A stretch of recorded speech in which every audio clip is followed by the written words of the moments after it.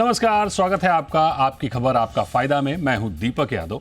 नजर डालते हैं 6 बजे की अहम खबर पर। और आज जो अहम खबर है वो है फार्मा सेक्टर पर। जिस तरह से राष्ट्रपति ट्रंप ने टैरिफ बढ़ाया है उसी को समझने की कोशिश करेंगे। अमेरिकी राष्ट्रपति डोनाल्ड ट्रंप ने एक बार फिर टैरिफ पर तगड़ा झटका दिया है। इस बार उन्होंने फार्मा सेक्टर को निशाने पर लिया। ट्रंप ने ब्रांडेड और पेटेंट फार्मा प्रोडक्ट्स पर 100% टैरिफ लगाने का ऐलान किया है। फिलहाल जेनरिक दवाएं इससे बाहर हैं। ट्रंप के इस फैसले से भारत के फार्मा सेक्टर पर कितना असर पड़ेगा, कंपनियों के पास क्या विकल्प हैं, आज हम इसी विषय पर बात करेंगे। लेकिन पहले ये रिपोर्ट देखिए।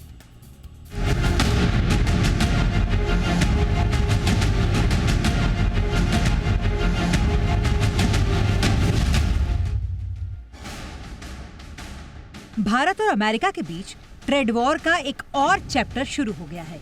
इस बार अमेरिकी राष्ट्रपति डोनाल्ड ट्रंप ने फार्मा सेक्टर पर टैरिफ बम फोड़ दिया। अमेरिकी राष्ट्रपति ट्रंप ने ऐलान करते हुए कहा है कि ब्रांडेड या पेटेंट दवाओं पर 100% टैरिफ लगाया जाएगा, जो 1 अक्टूबर से लागू हो जाएगा। अगर कोई कंपनी अमेरिका में दवा बनाने का प्लांट लगा रही है तो उस पर यह टैक्स नहीं लगेगा, और अगर कंस्ट्रक्शन भी शुरू हो चुका है तो भी राहत मिलेगी।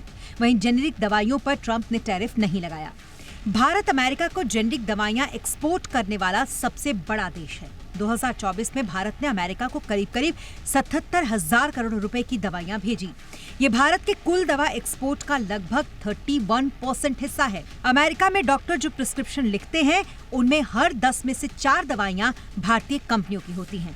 एक रिपोर्ट के मुताबिक 2022 में अमेरिका का हेल्थ केयर सिस्टम ने जेनेरिक दवाओं की वजह से 219 अरब डॉलर बचाए थे। 2013 से 2022 के बीच ये बचत 1.3 ट्रिलियन डॉलर तक पहुंच गई। भारत की बड़ी फार्मा कंपनियां जैसे डॉक्टर रेड्डीज, सन फार्मा, ल्यूपिन सिर्फ जेनेरिक दवाएं ही नहीं बेचती, बल्कि कुछ पेटेंट दवाएं भी वो बेचती हैं। अब ब्रांडेड या जेनेरिक दवाओं में फर्क समझ लीजिए। ब्रांडेड दवाएं वो होती हैं जिसकी खोज किसी कंपनी ने रिसर्च और भारी खर्च के बाद की होती है। इसे बनाने वाली कंपनियों को करीब 20 साल के लिए पेटेंट का अधिकार मिल जाता है। इस दौरान कोई भी दूसरी कंपनी ये दवा नहीं बना सकती। रिसर्च का खर्च निकालने के लिए इनकी कीमत बहुत ज्यादा होती है। वहीं जेनेरिक दवा ब्रांडेड दवा का पेटेंट खत्म करने के बाद आती है। ये उसी फॉर्मूले से बनती है, लेकिन रिसर्च का खर्च नहीं होता। इसलिए ये ब्रांडेड दवा से 80 से 90% तक सस्ती होती है। अब बात करते हैं उन कंपनियों की जो अमेरिका में सबसे ज्यादा दवा एक्सपोर्ट करती हैं। 2024 के आंकड़ों की अगर बात करें तो लिस्ट में सबसे ऊपर है सन फार्मा, जिसने करीब 12,500 करोड़ रुपए की दवाइयां अमेरिका भेजी। डॉक्टर रेड्डीज ने 10,000 करोड़, सिप्ला ने 6,700 करोड़, ल्यूपिन ने 5,850 करोड़ और ऑरबिंदो फार्मा ने 5,425 करोड़ की दवाइयां एक्सपोर्ट की। अब सवाल ये उठ रहा है कि ट्रंप ने ब्रांडेड दवाओं पर टैरिफ क्यों लगाया, तो इसे भी समझ लीजिए। वजह है उनकी अमेरिका फर्स्ट और make in America policy. Trump चाहते हैं कि दवा उत्पादन अमेरिका में बढ़े। उनका मानना है कि दवाओं के लिए दूसरे देशों पर निर्भर रहना नेशनल सिक्योरिटी के लिए खतरा है। महामारी के दौरान ये साफ हो गया था कि अगर सप्लाई चेन टूटे तो अमेरिका में दवाओं की भारी कमी हो सकती है। और जेनेरिक दवाओं पर ट्रंप ने टैरिफ क्यों नहीं लगाया, इसे भी बताते हैं। क्योंकि ये ब्रांडेड दवाओं से 80 से 90% तक सस्ती होती है। अमेरिकी हेल्थ केयर सिस्टम इस पर बहुत ज्यादा निर्भर है। अगर इन पर भी 100% टैरिफ लगाया जाता है तो दवाओं की कीमतें आसमान छू लेती और सीधा असर अमेरिकी नागरिकों के जेब पर पड़ता। यानी कुल मिलाकर अमेरिकी राष्ट्रपति डोनाल्ड ट्रंप ने फार्मा सेक्टर को बड़ा झटका दे दिया। अब देखना ये होगा कि ट्रंप की 100% टैरिफ वाले बम से भारत की फार्मा इंडस्ट्री कैसे उभरती है। ब्यूरो रिपोर्ट, जी मीडिया। तो दवाओं पर भारी भरकम टैरिफ के बाद अब फार्मा सेक्टर का रुख क्या होगा, क्या रणनीति होगी, बहुत सारे सवाल उठ रहे हैं और उन्हीं सवालों के जवाब ढूंढने की कोशिश करेंगे। आज के इस शो में हमारे साथ कुछ खास मेहमान जुड़े हैं। हमारे साथ हैं अजय दुआ, पूर्व कॉमर्स सेक्रेटरी हैं, डॉक्टर विरंची शाह हैं, प्रवक्ता इंडियन ड्रग मैन्युफैक्चरर्स एसोसिएशन के, और डॉक्टर राजीव गुलाटी हैं, पूर्व प्रेसिडेंट ब्रेंडबैक्सी। तो बहुत स्वागत करेंगे आपका हमारे साथ जुड़ने के लिए अजय सर, विरंची सर और राजीव सर। सबसे पहले अजय सर आपके पास आते हैं और आपसे समझना चाहेंगे कि आशंका तो थी कि ब्रांडेड दवाओं पर, फार्मा सेक्टर पर गाज गिरेगी और वो गिर भी गई। तो अभी ब्रांडेड और पेटेंट दवाओं पर 100% टैरिफ लगा है। हालांकि जेनरिक दवाएं अभी टैरिफ के दंश से बची हुई हैं। आशंका है कि जेनरिक दवाओं को बैन भी किया जा सकता है। तो दवाओं पर टैरिफ को लेकर आपका रिएक्शन क्या है सर? धन्यवाद Deepak ji. Thank you sir. मुझे नहीं लगता प्रेसिडेंट ट्रम्प साहब जो जेनेरिक दवाइयां हैं या बायोसिमिलर, जेनेरिक या बायोसिमिलर्स जिसे कहते हैं, उनके ऊपर टैरिफ लगाएंगे। कारण ठीक है, भारत को तो जो हम काफी बड़े 40% तक अमेरिका के जेनेरिक दवाइयां हम भेजते हैं, हमारे में तो फर्क पड़ेगा ही, पर अमेरिका के कस्टमर्स के ऊपर उसका बहुत फर्क पड़ेगा। कारण जेनेरिक दवाइयां पहले ही सस्ती होती हैं और सस्ती होने के कारण वो उसके ऊपर ड्यूटी लगा के महंगा किया उनको, तो फिर American customer, American medical insurance companies और बाकी हेल्थ की जो संस्थाएं हैं, उनके ऊपर इसका प्रभाव बिल्कुल पड़ेगा। तो मुझे नहीं लगता ट्रम्प साहब वो उसके ऊपर कुछ करना चाहेंगे। उनको चाहिए, आज जो उन्होंने किया है वो सोच समझ के किया है। हमारे लिए वो भी अच्छा नहीं, कारण हम भी कुछ पेटेंटेड दवाइयां वहां भेजते हैं और उनके ऊपर टैक्स लगेगा अगर हमारी वहां पे उस कंपनी की कंस्ट्रक्शन नहीं वहां कोई चल रही या वहां पे प्रोडक्शन नहीं उसका ऑलरेडी चल रहा। पर इतना कहने के बाद मैं ये कहूंगा कि अमेरिका में ट्रम्प साहब जो कर रहे हैं, उनको लगता है कि मैं इस बहाने अमेरिका के अंदर ही प्रोडक्शन दवाइयों का भी बड़े पैमाने पे शुरू कर पाऊंगा। और देखने की बात है कि वो होगा कि नहीं। कारण ये अमेरिका के अलावा कंपनी देश जो हिट होंगे वो हैं स्विट्जरलैंड और यूरोप के कई देश जो अमेरिका को पेटेंटेड दवाइयां भेजते हैं। बिल्कुल, उन लोगों के ऊपर फर्क पड़ेगा। स्विट्जरलैंड के पीछे तो शायद जैसे भारत के पीछे ट्रम्प साहब लगे हैं, वो स्विट्जरलैंड को भी उन्होंने निशाने में डाला हुआ है। कारण वो वही जाने, कारण वो बिल्कुल स्पष्ट नहीं है कि स्विट्जरलैंड क्यों टारगेट बनाया गया है, पर उनका ऊपर प्रभाव निश्चित है। बिल्कुल सर, जिस तरह से आपने कहा कारण तो वो खुद जाने, लेकिन जिस तरह से उनके बयान आते हैं, आए दिन चीज़ें बदल जाती हैं, तो शायद वो कारण खुद भी नहीं जानते हैं। बहरहाल विरंची शाह साहब आपके पास आएंगे और आपसे समझने की कोशिश करेंगे कि फार्मा कंपनियों की कमाई पर सीधा असर पड़ेगा। डेफिनेटली 100% टैरिफ से अमेरिका में भारतीय दवाएं कितनी महंगी होंगी और क्या वहाँ की कंपनियां भारतीय दवाओं का विकल्प ढूंढेंगी? दीपक जी, पहले तो आईडीएमए को इस महत्वपूर्ण चर्चा में शामिल करने के लिए आपको धन्यवाद। Thank you sir. अभी जो हम चर्चा कर रहे हैं वो ट्रम्प साहब के एक ट्वीट पे कर रहे हैं, जहां उन्होंने कहा है कि ब्रांडेड और पेटेंटेड फार्मास्यूटिकल्स पर मैं 100% टैरिफ लगा रहा हूं। हमारे हाथ में कोई एग्जीक्यूटिव ऑर्डर नहीं है, क्योंकि यूजुअली जो एग्जीक्यूटिव ऑर्डर आता है उसमें एक डिटेल डिस्क्रिप्शन होता है कि एग्जैक्टली इसको how does it translate into the duty, किसके ऊपर लगेगी, किसके ऊपर नहीं लगेगी। जब इंडियन फार्मास्यूटिकल इंडस्ट्री का जहां तक सवाल है, लास्ट ईयर हमने $9.8 बिलियन के ड्रग्स इंडिया से यूएस एक्सपोर्ट किए हैं। और इसमें मेजर जो ड्रग्स हैं, मैं कहूंगा ऑलमोस्ट इंटायर एक्सपोर्ट्स जो इंडिया का यूएस होता है वो जेनरिक ड्रग्स का होता है। जेनरिक्स यानी एक ऑफ पेटेंटेड, इंडिया के रेफरेंस में आप जेनरिक्स मत समझिए, जो ग्लोबल जेनरिक्स का डेफिनेशन है वो ऑफ पेटेंटेड ड्रग्स है, जो जिनकी पेटेंट्स ऑलरेडी एक्सपायर हो चुकी है। तो इंडियन कंपनीज की जो हाल में इकोनॉमिक एक्टिविटी है फार्मा स्पेस में यूएस में, वो लगभग टोटली जेनरिक स्पेस में है।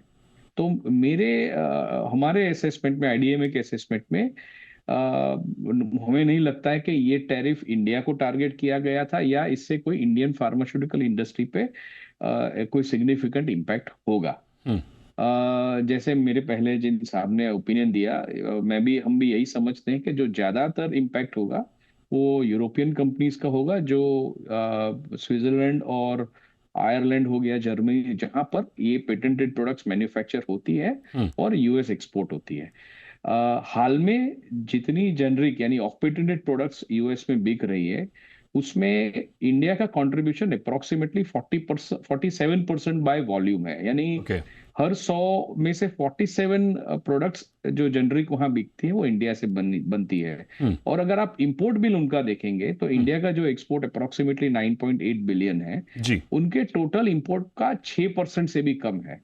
तो आप समझिए एक ऐसा देश है भारत जिसका दवा उद्योग आपको 47% ऑफ आपके हेल्थ केयर मेडिसिन का रिक्वायरमेंट सप्लाई करता है, और आपका जो इंपोर्टेशन बिल है सिर्फ 6% है। ओके तो मुझे नहीं लगता है कि ये किसी के इंटरेस्ट में हो कि ये सप्लाई चेन को डिस्टर्ब किया जाए। और इसी वजह से हम आईडीए में हम मानते हैं कि हाल में भी जो इम्पैक्ट है वो भारत पे नहीं होगा, और फ्यूचर में भी ये स्टैटिस्टिक्स को ध्यान में रखते ऐसा कोई ठीक। स्टेप नहीं लेंगे जिससे इम्पैक्ट हो। जाहिर तौर पर उम्मीद तो यही की जा रही है, लेकिन शायद चीज़ें उम्मीद से परे हो जाती हैं कभी कभी। राजीव गुलाटी सर, आपके पास आएंगे और आपसे समझना चाहेंगे सर कि जाहिर तौर पर फार्मा सेक्टर में एक तनाव तो आ ही गया है, जिसका इम्पैक्ट हमने आज फार्मा कंपनियों के शेयर्स पर भी देखा। क्या इससे भारत में फार्मा सेक्टर में नौकरियों पर संकट गहराएगा, खासकर मैन्युफैक्चरिंग, क्वालिटी कंट्रोल और सप्लाई चेन में क्या असर पड़ेगा? दीपक जी, आप अगर इजाजत दें तो मैं थोड़ा सा डाइग्रेस करके एक दो चीजें और कहना चाहूंगा प्लीज आपका कहिए सर, सवाल का जवाब देने से पहले। प्लीज कहिए सर। पहली बात तो ये समझें कि ये प्रेसिडेंट ट्रंप ने ये पेटेंटेड पे ये टैरिफ क्यों लगाने की घोषणा की। सबसे ज्यादा खर्चा रिसर्च और डेवलपमेंट पे पेटेंटेड ड्रग बनाने में अमेरिका में होता है। और ये जो अमेरिकन कंपनी है, मैं तो यूरोप की बात ही नहीं कर रहा हूँ, ये जो अमेरिकन कंपनीज हैं, जो बिग फार्मा जिनको हम कहते हैं, जो पेटेंटेड ड्रग बनाती हैं, वो वहां टैक्स देती ही नहीं। वो खुद मैन्युफैक्चरिंग अमेरिका के बाहर करती हैं, आयरलैंड जैसी जगह पे जहां पे टैक्स है ही नहीं, और सारा वो इनकम वहां कैप्चर करती हैं, डिविडेंड डिक्लेयर करती हैं, वो शेयर स्प्लिट देती हैं, लेकिन इनकम टैक्स नहीं देती हैं, क्योंकि सारी की सारी इनकम बिग फार्मा की बाहर होती है। और खुद बिग फार्मा, बड़ी बड़ी कंपनियां, फाइजर, लिली और मार्क जैसी अमेरिकन कंपनी जो है, वो अपने प्रोडक्ट बाहर से इंपोर्ट करके अमेरिका में बेचती हैं, क्योंकि अमेरिका सबसे बड़ी मार्केट है। तो प्रेसिडेंट ट्रंप कहते हैं आप R&D अमेरिका में करते हैं, मार्केटिंग अमेरिका में करते हैं, आप यहाँ टैक्स देते नहीं है और मैन्युफैक्चरिंग करते नहीं है। उनका देखिए, उनका फोकस वहां पर है। अब अगर हम जेनरिक की बात करते हैं तो अब ये समझिए कि जिन कंपनियों का, बड़ी बड़ी कंपनियों का नाम ले रहे हैं, उनमें से ज्यादातर के मैन्युफैक्चरिंग प्लांट्स अमेरिका में भी हैं। ओके देखिए, अमेरिका की इंडियन कंपनी की जो स्ट्रेंथ है वो मैन्युफैक्चरिंग से कॉस्ट लोअर करने की तो है, पर सबसे बड़ी स्ट्रेंथ है R&D। वो एक ब्रांडेड को लेके जब वो पेटेंट खत्म होता है, एक नॉन इन्फ्रिंजिंग प्रोडक्ट बना के, जो कि बायो इक्विवेलेंट है, वो बनाती हैं। अगर अमेरिका में बनाना है तो वो टेक ट्रांसफर करके अमेरिका में भी मैन्युफैक्चरिंग हो सकती है। ओके और मेरे पास एग्जाम्पल हैं जहां पे डॉक्टर रेड्डी का एग्जाम्पल है। आइबुप्रोफेन पे एंटी डंपिंग लगा दिया था अमेरिका ने, डॉक्टर रेड्डी ने अपनी टेक्नोलॉजी लेके किसी और देश से एक्सपोर्ट करना शुरू कर दिया। वो कोई बहुत बड़ी बात नहीं है। तीसरी बात समझिए, ये मेन कॉस्ट जो जेनेरिक में है, जेनेरिक का प्राइस इतना कम होता है कि मेन कॉस्ट जो है API की है। अब कोई कुछ भी कर ले, API जो कि बल्क ड्रग है, जिसके टैबलेट पंच होती है, टैबलेट बनती है, वो बल्क ड्रग तो अमेरिका में बनने से भी, ठीक, वो तो चाइना इंडिया से इंपोर्ट होगी ही। तो अगर आप टैबलेट कैप्सूल मैन्युफैक्चरिंग अमेरिका में ले भी जाते हैं जेनेरिक्स की, तो वहां पे कुछ खास वैल्यू एडिशन नहीं होने वाला है। तो मेरे हिसाब से अगर वो सच में पेटेंटेड पे उनका फोकस है और जेनेरिक एग्जम्प्ट है, तो ये बहुत अमेरिका के लिए तो वो सही ही कर रहे हैं, और इसमें बिग इंडियन जेनेरिक कंपनी पे ज्यादा असर नहीं पड़ना चाहिए, जो कि आपको दुआ साहब भी कह रहे हैं और अपने डॉक्टर विरंची भी कह रहे हैं, वो सही कह रहे हैं। नहीं, बिल्कुल ठीक बात है, लेकिन क्या हमारे फार्मा सेक्टर पर इसका कोई इम्पैक्ट नहीं पड़ेगा? जो मैं बात जिक्र कर रहा हूं नौकरियों को लेकर, जो सप्लाई चेन को लेकर अफेक्ट अभी अब दोनों स्पीकर्स ने साफ बोला है कि इमीडिएट अफेक्ट ना अमेरिका चाहती है ना इंडिया चाहती है, क्योंकि अब कोविड में जब सप्लाई चेन डिसरप्ट हुई, दवाइयां अवेलेबल नहीं थी, इमीडिएटली ऐसा कर ही नहीं सकते। भाई आप देखिए, $600 बिलियन की अगर अमेरिका में मार्केट है, हम्म 85% वैल्यू पेटेंटेड के पास है, लेकिन 85% वॉल्यूम तो जेनरिक के पास है ना। हम्म वो सप्लाई चेन तो आप डिसरप्ट कर ही नहीं सकते। तो इसलिए उनके फायदे, उनका भी नहीं इसमें कोई बेनिफिट है उसमें कि वो उस पे एकदम सप्लाई चेन को डिसरप्ट कर दे। और अगर टाइम दिया जाता है तो इंडियन कंपनी तो बहुत स्मार्ट है। ओके जैसा मैंने आपने कहा, उनके जो टेक्नोलॉजी है, जो उन्होंने बाई इक्विवेलेंट प्रोडक्ट बनाया है, ठीक जो उनके डॉसियर्स हैं जिसके बेसिस पे एफडीए अप्रूवल हुआ है, हम्म कि वो फ्लेक्सिबिलिटी से सॉल्यूशन ढूंढ लेगी। ठीक दोनों तरफ से समय मिलेगा, अमेरिका को भी समय चाहिए ऑल्टरनेट जगह बनाने के लिए, और उतना टाइम मिलेगा तो इंडियन कंपनीज भी ऑल्टरनेटिव लोकेशन और टेक ट्रांसफर करके सॉल्यूशन ढूंढ सकती हैं। ठीक बात है, ठीक बात यही है। लगता है जो बहुत ज्यादा असर नहीं होने वाला। बिल्कुल, जिस तरह से हमारे तीनों ही पैनलिस्ट का ये अनुमान है कि भले ही 100% टैरिफ दवाओं पर लगाया गया है, लेकिन उस पर भारत पर असर काफ़ी कम पड़ेगा। यूरोप में ज़्यादा असर उसका पड़ता हुआ दिख रहा है। हालांकि इस चर्चा को आगे बढ़ाएंगे, लेकिन एक बहुत ही छोटा सा ब्रेक ले रहे हैं और ब्रेक के बाद लौटेंगे और इस चर्चा को आगे बढ़ाएंगे।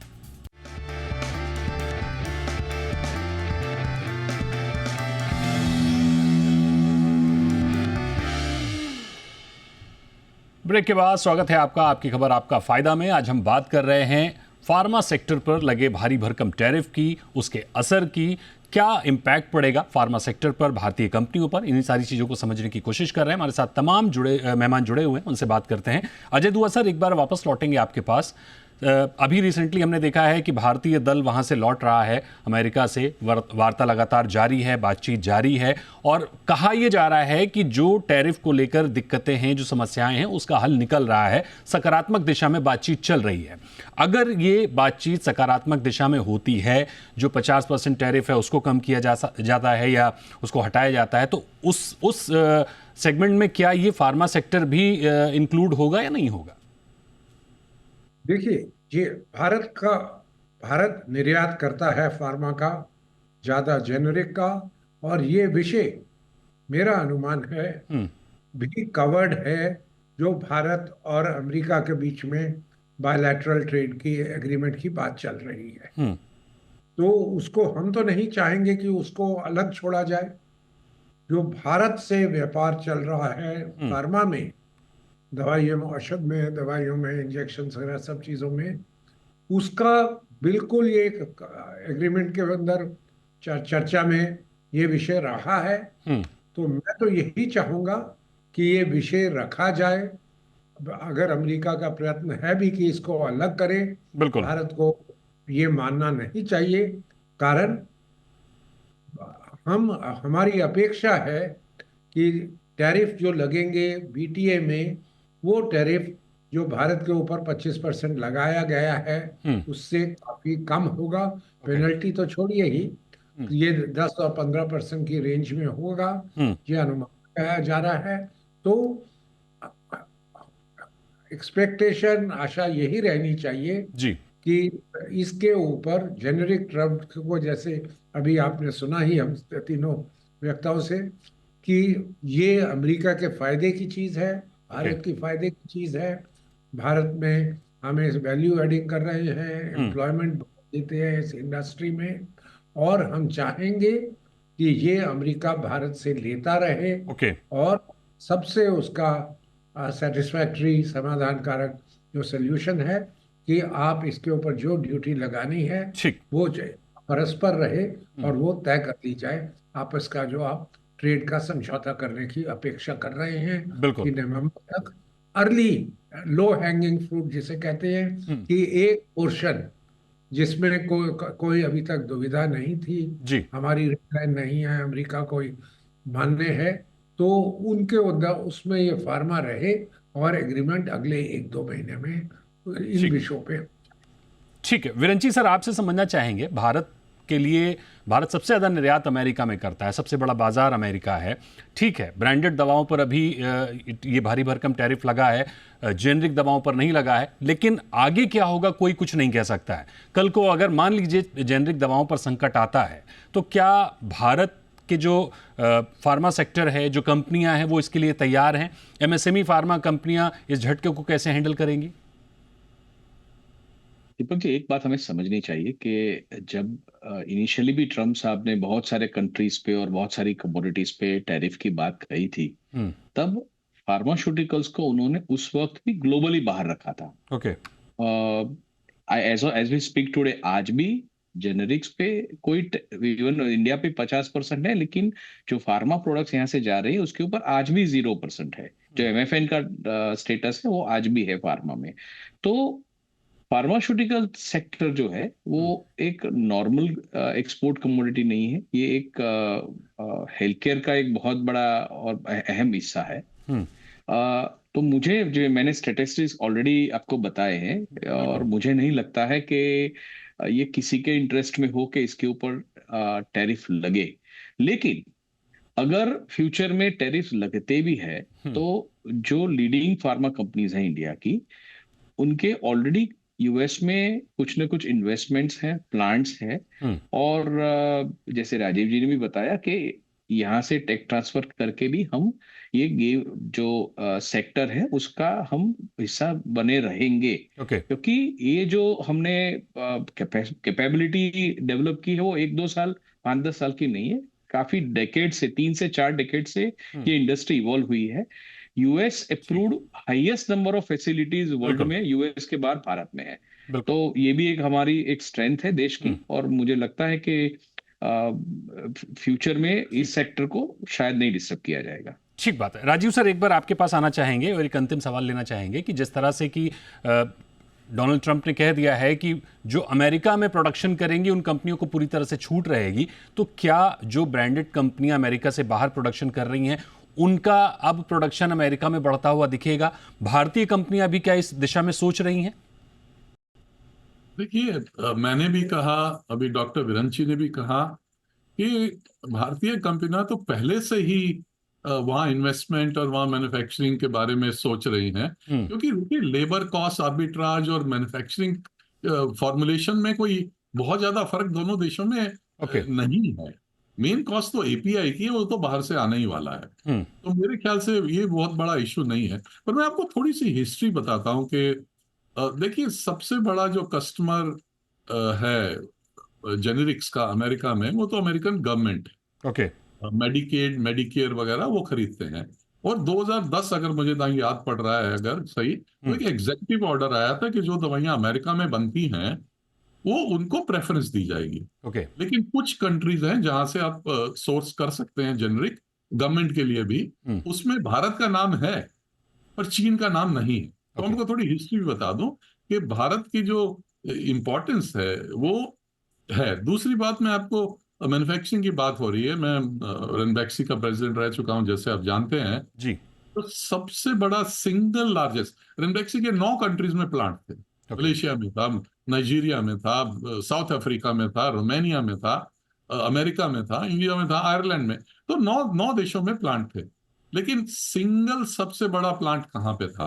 वो प्रिंसटन, न्यू जर्सी में था। और जब भी अगर भारत से एक्सपोर्ट की वहां दिक्कत आती थी, जैसा मैंने भी कहा और डॉक्टर विरेंची ने भी कहा, ट्रक ट्रांसफर करके वहाँ मैन्युफैक्चरिंग जो है अमेरिका में वहां से सप्लाई कर देते थे हम लोग। पहली बात, बड़ी बड़ी कंपनियों के वहाँ मैन्युफैक्चरिंग प्लांट्स भी हैं। दूसरी बात, स्ट्रेंथ मैन्युफैक्चरिंग नहीं है, स्ट्रेंथ टेक्नोलॉजी है, बाई इक्विवेलेंट प्रोडक्ट है, ट्रैक ट्रांसफर हो सकता है। तीसरी बात, मेन कंपोनेंट जो कॉस्ट का है वो एपीआई है, मैं फिर रिपीट कर रहा हूँ। तो इसलिए भारतीय कंपनी की जो नॉलेज है, और देखिए चीन एपीआई में वर्ल्ड का सबसे बड़ा प्रोडक्ट वो है, वो लीडर है, लेकिन फॉर्मुलेशन में वो इतना पीछे है। कोई भी देश जेनरिक्स में बाई इक्विवेलेंट प्रोडक्ट फास्टेस्ट बनाने में और एक्सपोर्ट में भारत के आसपास है ही नहीं। बिल्कुल, क्या विकल्प है उनके पास? ठीक बात है। यानी जिस तरह से दुनिया की फार्मेसी भारत को कहा जाता है, और ये जो चिंताएं हो रही थी कि प्रेसिडेंट ट्रंप ने जो टैरिफ 100% लगाया उससे भारतीय फार्मा कंपनियों को इम्पैक्ट पड़ेगा, हालांकि शेयर मार्केट में उनके शेयर्स में अभी इम्पैक्ट पड़ता हुआ दिख रहा है, लेकिन जिस तरह से हमारे एक्सपर्ट्स का मानना है कि इसका ज़्यादा इम्पैक्ट यूरोप की कंपनियों को जाएगा, इसका ज़्यादा इम्पैक्ट उन कंपनियों को जाएगा जो ब्रांडेड है, पेटेंट है। हमारा सबसे ज़्यादा जो निर्यात है वो जेनरिक दवाओं का है, और हम पर ये इम्पैक्ट फिलहाल नहीं पड़ने वाला है। लेकिन कल क्या हो, जेनरिक दवाओं को लेकर अगर कोई समस्या होती है तो उसके लिए चिंता बनी हुई है। हालांकि सब कुछ बेहतर हो इसकी उम्मीद हम सब करते हैं। तो बहुत शुक्रिया करेंगे आपका अजय सर, और बहुत शुक्रिया करेंगे आपका विरंची सर और राजीव सर, आपका हमारे साथ जुड़ने के लिए, इस चर्चा में भाग लेने के लिए। Thank you so much sir. तो आपकी खबर आपका फायदा में फिलहाल इतना ही। वक्त है एक ब्रेक का, आप बने रहिए जी बिजनेस पर।